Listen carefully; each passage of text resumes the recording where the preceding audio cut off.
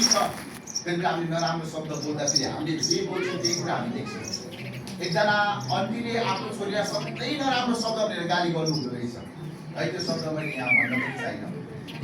नभने पछि गएर छोरी त्यस्तै भएछ।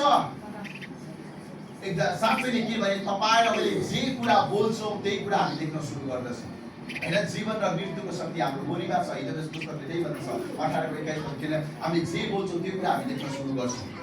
त्यस कारणले गर्दाखेरि तपाईँ र मैले आफ्नो छोराछोरीको है बारेमा होस् चाहे अरूको बारेमा छ हामीले असल कुराहरू बोलौँ है। जीवन बोलौँ, आशिष बोलौँ, सफलता बोलौँ है। अनि त्यस कारणले गर्दाखेरि हामी यहाँ पाउँदछौँ कि दानियल 3को 17-18 पाउँदछ कि हामीले किनभने साँच्चै नै कतिपल्ट तपाईँ र मेरो जीवनमा त्यो मृत्युको अवस्था आउन पनि हामीले विश्वास गरेको परमेश्वरलाई हामीले छोड्नु छैन। हो हाम्रो जीवनमा समस्या आउन सक्ला, कष्ट आउन सक्ला, प्रशस्त हुन सक्ला, चाहे प्रशस्तमा होस् चाहे अभावमा होस् हामीले परमेश्वरलाई छोड्नु भएन है। कतिपल्ट मान्छेसँग प्रशस्तै भयो भने पनि हो आज यहाँ काम छ, यो विघ्न छ, आउन भ्याइन भन्छ। कतिपल्ट है मान्छेको समस्या घटियो भने चर्च गए पनि त्यस्तै त हो नि। चर्च गएर कहाँ त्यहाँ गएर खाना दिन्छ र भन्ने पनि गर्छ होइन।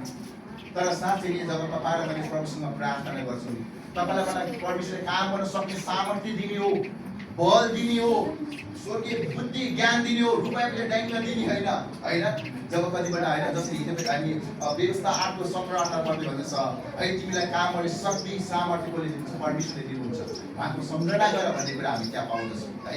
हामीलाई कतिपल्ट हामीसँग भएका सबै कुरा प्रभुले दिनुभएको हो है। अनि हामीले फेर्ने सासदेखि लिएर हामी हिँड्ने पाएर हामी परमेश्वरमा धेरै धन्यवादी हुनपर्छ हरेक दिन। तपाईँलाई थाहा छ हामीले यो जुन सास छ, लिएको अक्सिजन छ, यसको लागि रुपैयाँ पैसा पर्छ होइन र? त्यो सिलिन्डरलाई थुप्रै पैसा पर्दो रहेछ है। तपाईँहरू भन्दा हिँड्न सक्छौँ, काम गर्न सक्छौँ, प्रभुले सधैँ धन्यवाद दिनुपर्छ है। तपाईँहरू म कति आशिष पाइरहेको छु। त्यस कारणले हामी सानो कुरामा धेरै धन्यवाद दिनुपर्छ। धेरै गनगन गऱ्यो भने हाम्रो जीवनमा समस्या आउँछ है।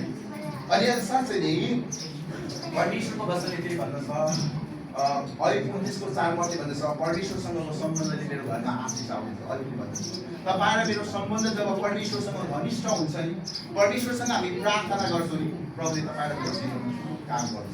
त्यसैले तपाईँ र मेरो बाहिरी अवस्थालाई नहेरौँ। हो हामी अभावमा, खाँचोमा, घटीमा होइन, रोगमा, बिमारमा हुन सक्छौँ, तर प्रभुले गर्नुभएको प्रतिज्ञालाई हेरौँ जसले तपाईँ र मेरो जीवनमा आज ठुलो छुटकारा ल्याउने हुनुहुन्छ। आमेन। आउनुहोस् हामी प्रार्थना गरौँ।